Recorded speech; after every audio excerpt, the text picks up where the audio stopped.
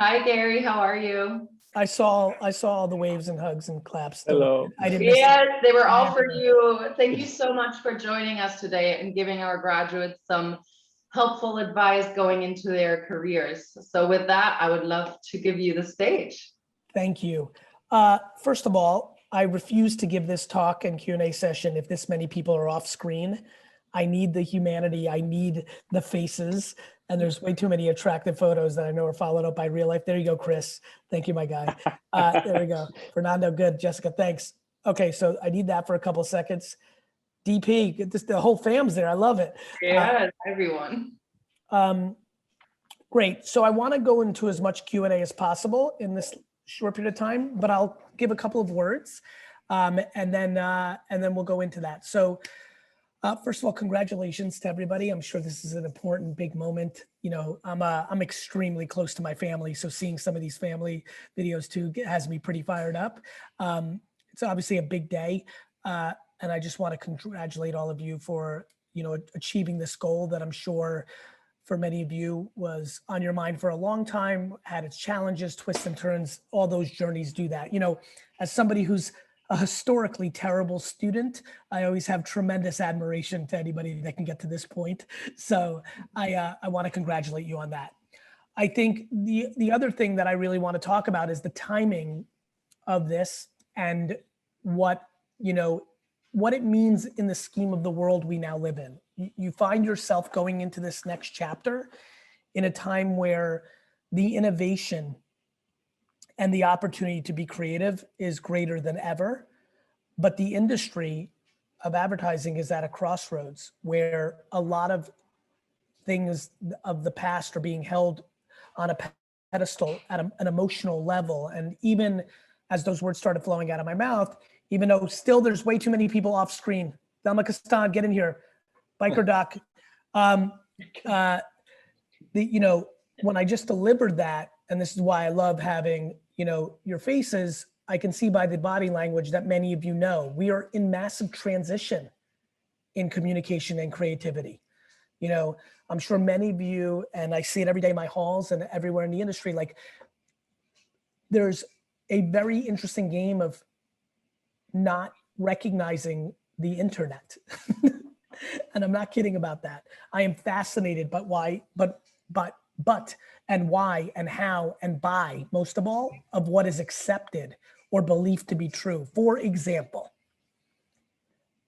quantity, the amount that is put out, is not debatable. If you make 13 commercials or 9 billboards or 7,000 Pinterest posts, that is not a debate. We will all have to agree that yes, Willie Diaz put out 6 tweets. They were 6, there it is. What is incredibly debatable is quality. And what has been the shocking thing for me to get into this universe over the last 13 years is that a human being's subjective opinion is wielded constantly inside of agencies, at the client level, and many other variables.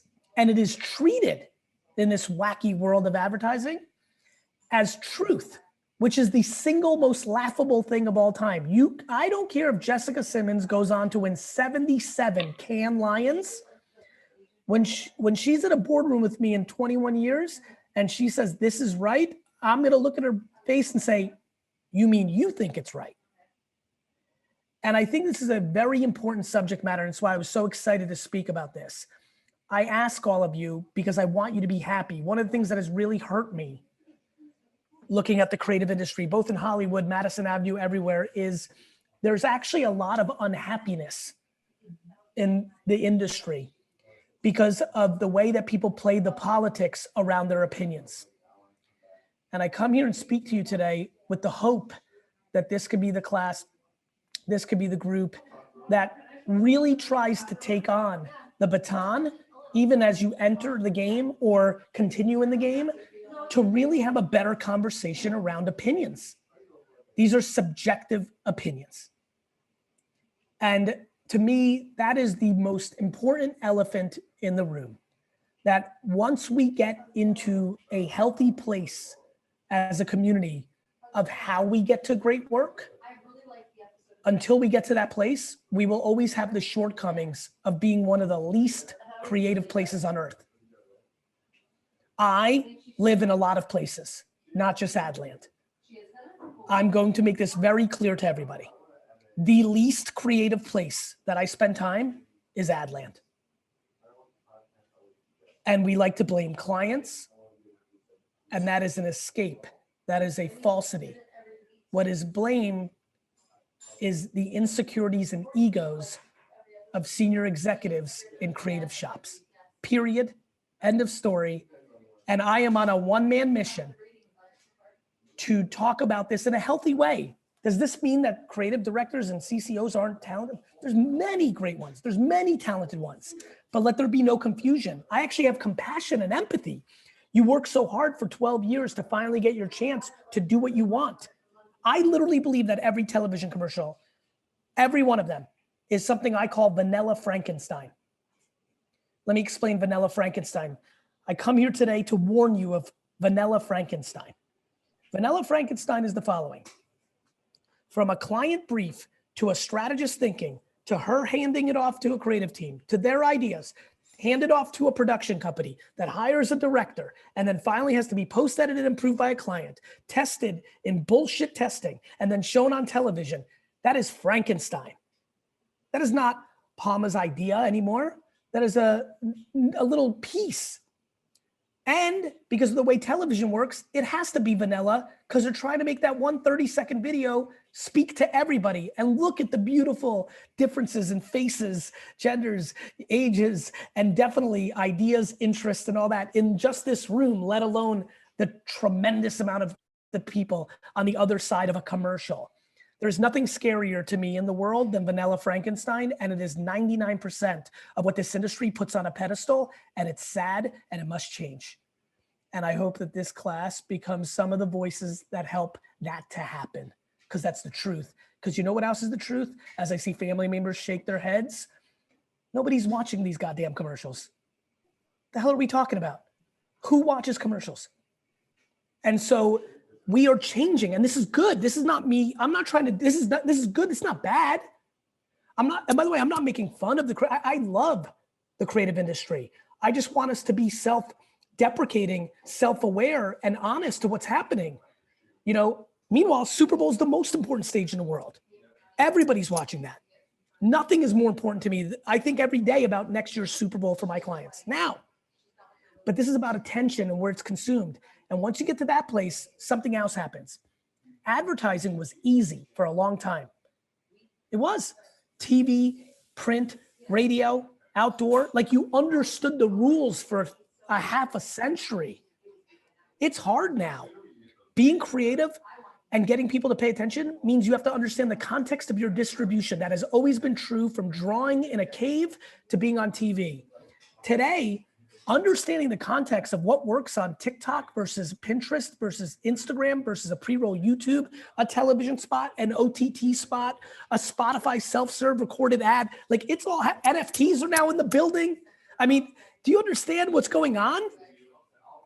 This is fun for you. This should be fun for you. I have compassion for it to be scary and not fun to the incumbents. And they will try to make you not think this is fun. It's not their fault. They're wonderful human beings that are worried about their families and their well-being. And that's what's manifesting. It doesn't mean they're bad. They're insecure, curious, concerned, worried, all the things all of us humans should be. That's what's manifesting in the halls of Adland. It's a big change. It's big change. It's not little change. It's a big change. And so what you're seeing is people hunkering down on trying to do one of two things. I'm hunkering down for the passion and conviction that I'm coming across in this talk. On the other side, you have people who know they want to be in business for another 12 years, who only know how to do it one way, who are hunkering down to keep the old way stuck until they can retire and go to Miami. And so the reality is, my friends, is come in eyes wide open. Come into this industry eyes wide open. Continue your journey in this industry eyes wide open. There's so much opportunity. It actually is about to get creative, but you need to be a voice. And let me explain what I mean by that. There's never been an era like this. There's some of us in here with gray hairs, and we all know that 23-year-olds and 25-year-olds and 27-year-olds didn't have a voice at the table when we were your age. Today you do. You take that for granted. I love your audacity and ambitions and conviction. It comes with some delusion, but we all still have delusion. Don't be hurt, Palma. But I'm telling you right now, listen, take advantage that you have a voice. There's a way to listen. I own my own business. There is no board. I fully control it. I can be a tough guy on LinkedIn and all these platforms. You are going to have a job. Somebody's your boss and their boss and the boss and the boss and the boss. So you're going to have to deliver this conviction in a far more politically correct way. But it doesn't mean that you should be quiet. The number one thing I can tell you, and then I will go into Q&A. If you believe you're in the room and they're saying something about something you understand, whether that's TikTok, right? Whether that's LinkedIn, whatever that is, do not die on someone else's sword. Every day I walk and I'm in meetings and I see people biting their tongue because they don't agree. A lot of times they don't agree with me because they came from other agencies, and I make it safe for them to have dialogue. I'm a weird kind of character in the game. You're going to be in a lot of rooms where it's going to feel a lot less safe to do that. That is where you're going to have courage. And that's what I'm coming with here. To say what you believe in a respectful manner. Let me tell you why. In this change, a lot of things are going to happen. Many of you are going to find yourself in a place where you're not going to want to say something because you don't want to come off as disruptive or things of that nature. But it is in those words where if you end up being historically correct, you will have your opportunities in the future. It's very important. Now, another very important part of that when you share your thoughts, remember that this is business. And here's what I mean by that. I've watched incredible amounts of people come into my company and have incredible passion because we make it safe, and they spit all their favorite words, and they forget that they're coming from a place of just worrying about the creativity of it, not about the practicality of it. People come with all sorts of ideas. Ideas are cute, but when you're doing it for business stakes, you need the context of that reality. You might like it, but the person that's receiving that may not like it, and then they're not going to buy that donut. You understand? So self-awareness, but conviction about things you know to be true in a time where it's never been more thoughtful and opportunistic to share that. I'm very humbled to be with you today. I'll open it up for Q&A now. Thank you for having me. That's amazing. Thank you, Gary. That's awesome. I love that speech. So with that, I'm gonna open the Q&A. Why don't we start with Priscilla? I'm sure you have a question. Go ahead. Yes, I have. Hi, thank you so much. You're welcome. Thank you so much. Really grateful to have you here. Okay, so my first question is, are you hiring? Yes, Yes. big time. Listen, I'm a nice guy, but I'm here for my own agenda too. We're fucking hiring, so get your apps in. We are busy. Love that. Okay, but actual question is, I've seen how you, back in 2010, you had an interview and you predicted the technology, the apps. You talked about Snapchat, you talked about a little bit about Twitter, and you even predicted the NFTs. And you even mentioned it. We right now, we're thinking about NFTs and how can we get that in the way. So I don't want to know never mind. I want to know how you did it. Not the predictions of the future, but how could you pinpoint the tendencies, the culture and everything, and you predicted this? You know, it's funny, when you have my personality traits, people oftentimes think you're always talking, you're a big mouth, you're all this and that. I spend 98% of my time listening. That's how. Every second you don't see me doing this, I'm listening. I'm watching. You also have to be self-aware of what you were gifted with. I believe in doubling down on your natural strengths. I was gifted with intuition and curiosity and humility. And sometimes those aren't obvious with Gary Vee on a piece of content, but they are absolutely my superpowers. And I rarely think I'm right. I just think I'm observing. And I really think about that stuff. And I watch and I listen. and I understand how humans are wired, and I keep refining that and listening and refining. I have humility when I'm wrong. I like when I'm wrong, to be honest with you. It keeps you intact, and I go and I go and I move and I move and I move and you know, I'm experienced. You know, don't forget, I'm a little bit unique. I have really been an entrepreneur and a listener and a seller and a marketer since I was 6. The reason I made that joke about school, I was a businessman in junior high, let alone high school. Like, I spent my weekends at baseball card shows, and I would watch people, how they would come to my table. Why would they buy that? I would talk to people. You know, at 7, 8, 9, I'm ringing doorbells trying to sell them my services to shovel their driveway after a snowstorm or wash their car. You know, when I was 7 years old, I was sitting on the corner of New Jersey streets, watching cars drive by and looking at the driver's face to figure out where to put my lemonade stand sign. This has been my game my whole life. I've been chasing attention and understanding what people do my whole life. So at 45, I'm refined. I'm a vet. This is, you know, this is not something I went to school with. This is who I am. And so I stand out because I don't talk about things I don't know, which absolutely destroys people. So what that does is it lets, you know, I love showing all these old videos, as you see, right? And the reason that people that razz me or compete with me don't have a lot of video to say, fuck Gary Vee, look at all these wrong things, is I don't say a lot of things wrong. And here's why, Priscilla. Most of what I talk about isn't predicting. Let me give you an insight to why I was so right about NFTs. You ready? I'm gonna give, I've never shared this, but I'm giving it to you because I like your hair and I'm in the mood. Ready? The reason I predicted NFTs-ish, right? Because obviously I didn't know blockchain was coming, was because of Farm Bill.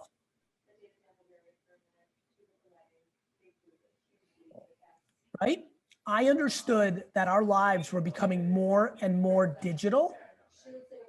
And I started watching people do things for sheep and spending money. And I understood that the same reason that somebody wants to wear a Gucci bag to flex or ride a BMW, humans need to communicate through their purchases. That's why the fashion industry exists. Otherwise, we'd all wear the same thing. You know, Jessica's wearing those glasses because she's trying to communicate, right? You know, like, this is what we do. We communicate, right? Eric P's got his look, right? Like, we communicate. And so as we become more digital, the things we own in digital form take over for a pair of Jordache jeans in 1983, take over for fresh Nike collab off-whites today. They take over, and it's coming, and it's gonna be real. And I'm gonna be right while everybody thinks I'm wrong, because they're looking at things literally, and I'm thinking about things from a macro human standpoint. Wow, that's a good question, good answer. Eric, you're next. Okay, well, my question will be actually, you said that you love being wrong. Yes. And my question goes around that part and about how you deal with your mistake, how you learn from every time that you thought, oh, this is the next thing, and you have to stay quiet because it wasn't. You know, but how do you handle that? Easily by, and I'm going to give you a very interesting answer to this question, Eric. The reason I deal so well with being wrong, which happens all the time, is because I don't get high when I'm right. Do you want to know the easiest way to deal with booing or with negative comments? Don't listen to the cheering and positive comments. I think the reason it's good for me, Eric, is because I stay in my very small cocoon within my own head, right in the middle. Listen, I'm living a life right now where I have a lot of accolades. And when I tell you, you can't imagine how much if I disappear off the face of the earth tomorrow, I'll get 12 hours of some love on social media and everybody here will move on with their lives. When you have the humility to know you mean nothing, but the ambition to mean everything, shit gets real interesting. Thank you. Thank you, Eric. Interesting. Shirley, you're up next. Hi, thank you for everything. Like, it was very inspiring and I really resonated with everything. Thank you. And so, wait. You're good. My question goes on the line of, have you ever been afraid of the path that you were walking and like maybe you felt like maybe like this is not my path and maybe I should do something else. And like, how do you fought that, and how like you encourage yourself to like go on and do, like, how do you know when, I don't know if I'm complicating this question too much, but You're how not, do you know when, like, yeah, you're your not, heart's telling you the right thing? yeah, not only are you not complicating it, you're exposing feelings. And I can tell you right now, you have to do the thing that you actually feel. Whatever the practical part of you, like, so I believe, and I hope I get to see it, but I think it's going to take some time. I believe that intuition is uncomfortably misunderstood in society. And I hope, like alcoholism and mental health, that I'll be on earth when we get to talking about intuition in a far more thoughtful way than we talk about it now. So I live, sure, in a way where my intuition trumps every thought I have. Every logical thing that you can tell me, if my chemicals are telling me something else, there's not even a debate. If my chemicals tell me I have to live underwater like a fish right now in a submarine, I would literally walk out of this room right now and do that. I think you have to start trusting your intuition. And if you're asking that question, you already know the answer. You're just dealing with the fear of the ramifications. And the way I talk about fear of ramifications is the following. You have to be humble and empathetic. Let me explain. A lot of times people don't want to do something else because it financially hurts them, and they don't have the humility to live by taking one step backwards. A lesser home, a lesser car, a lesser vacation, right? So that's the humility that's needed to make the jump. And then empathy. The reason most people don't make jumps is they value other people's opinions more than their own happiness. Instead of being mad at yourself or even them, I try to get people to understand, be empathetic to your mom and dad. They love you. That means they're scared. By nature, love means fear. So if you're going to be a stand-up comedian after you decided to spend all this money on education, they're going to be scared. But don't be mad at them, and definitely don't be scared for yourself. You just know you need to go do it. You have to be empathetic that of course they're going to be scared or pissed if they paid for your education. But it's your life. And I can promise you one thing. When I was a child, I spent a lot of time with 70 and 80-year-old people. I'm not kidding. It was the weirdest thing. And finally, in my mid-40s, I'm starting to understand it. Whether I was born an old soul, whether wisdom came naturally to me, or because I did this and felt comfortable with grandparents, did I become a little bit more wise and did it rub off on me? I can promise you something, Shirley.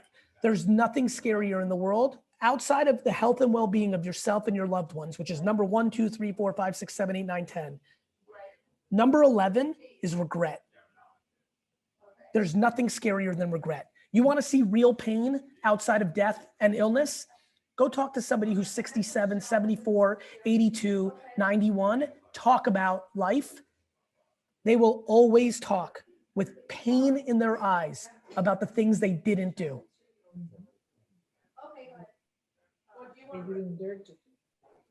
Amazing. Gary, I want to thank you so much for joining us, for giving these wise words to our students. I will tell you this, right?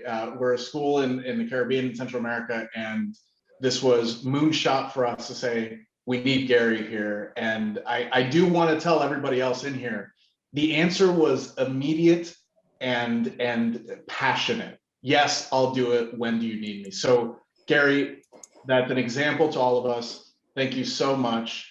Keep doing the amazing shit you're doing. We'll keep reading and watching your videos as well.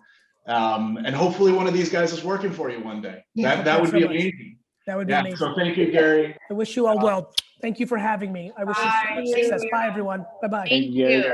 Thank you.